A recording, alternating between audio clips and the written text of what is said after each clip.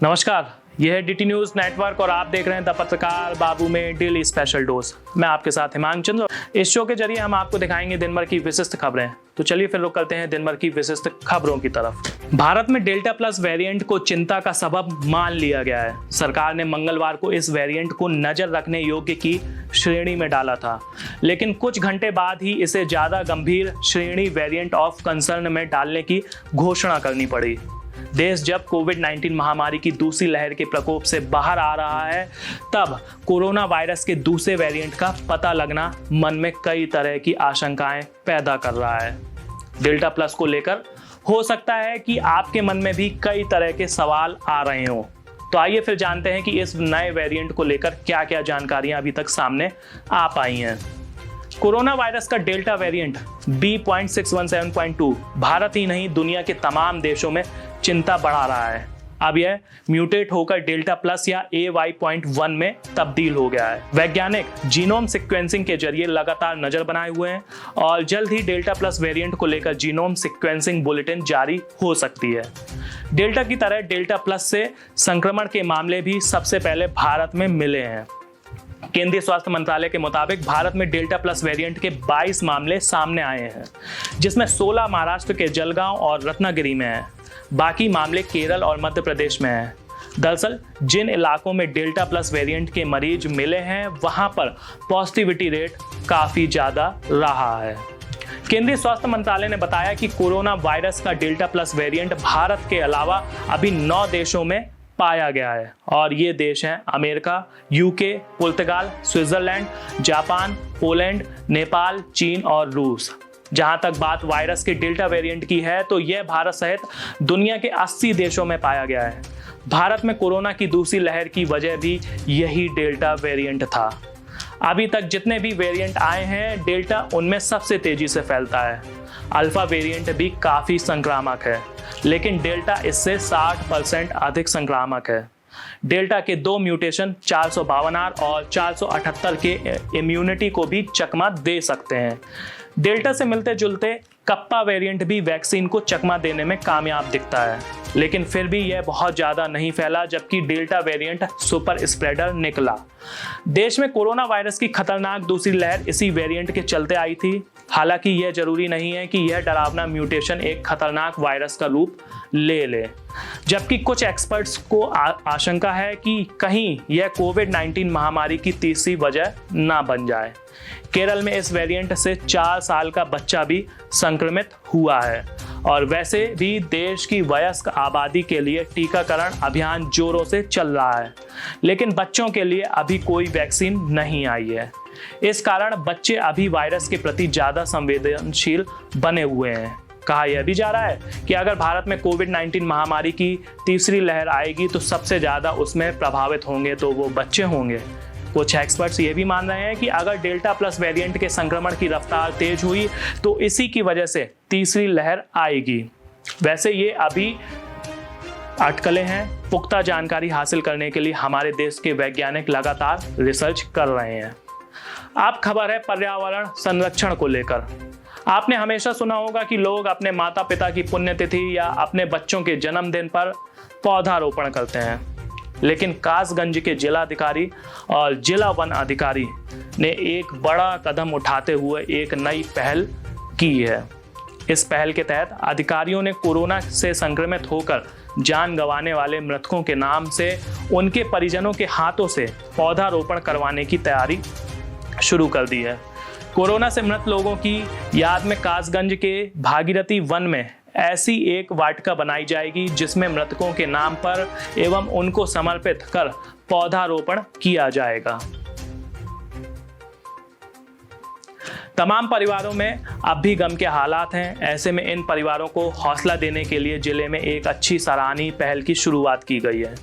इस वाटिका में मृतकों के परिवार वालों के हाथों से पौधारोपण कराया जाएगा, जिन्होंने किसी अपने को इस महामारी के दौरान खोया है।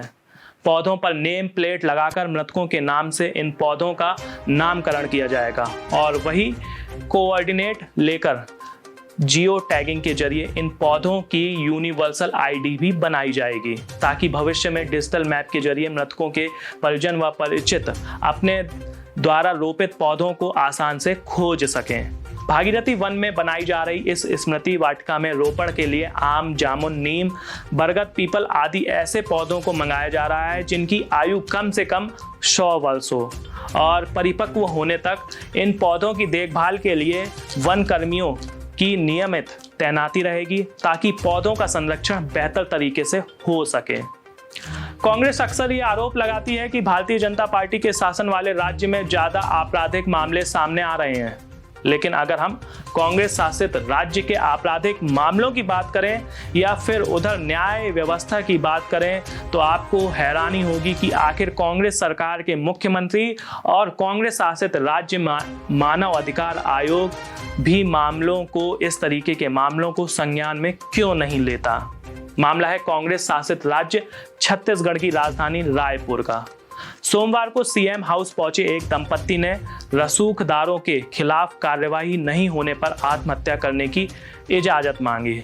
उनका आरोप है कि 5 महीने पहले पानी भरने को लेकर हुए विवाद में महिला के साथ मारपीट की गई और उसके कपड़े तक फाड़ दिए गए, लेकिन पुलिस आरोपियों के खिलाफ कोई भी कार्यवाही नहीं कर रही है।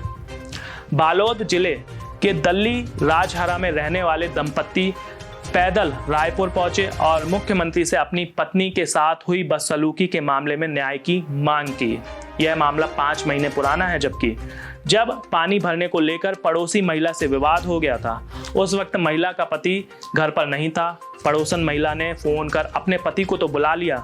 महिला का आरोप है कि पड़ोसन के पति ने उसके साथ मारपीट की और उसके कपड़े तक फाड़ दिए। यह सारा तमाशा रोड पर हुआ और आसपास के लोग भी इसके प्रत्यक्षदर्शी हैं। महिला ने आप बीती सुनाते हुए कहा कि काम से लौटकर उसके पति बेहोशी की हालत में उसे थाने लेकर गए, लेकिन पुलिस ने मदद करने की बजाय उन्हें और उलझा दिया। महिला के मुताबिक पुलिस ने उसे इलाज के लिए हॉस्पिटल भेज दिया और उसके पति को झूठी रिपोर्ट के आधार पर अंदर भी कर दिया। दूसरी ओर उसके साथ मारपीट करने वालों पर कोई कार्यवाही नहीं की गई अभी तक। इस मामले में दंपत्ति महिला एवं बाल विकास मंत्री व राज्य महिला आयोग की अध्यक्ष किरणमयी नायक और सीएम हाउस में 3 बार आवेदन दे चुकी हैं। साथ ही डीजीपी और नेता प्रतिपक्ष धर्मलाल कौशिक के पास भी गुहार लगा चुकी हैं। पति पत्नी ने मानव अधिकार आयोग और राज्यपाल को भी इस मामले में आवेदन दिया है। पति पत्नी दोनों ने सीएम हाउस पहुंचकर फिर से आवेदन दिया और हैरानी जताई कि आरोपियों के खिलाफ कोई कार्रवाई क्यों नहीं हो रही है।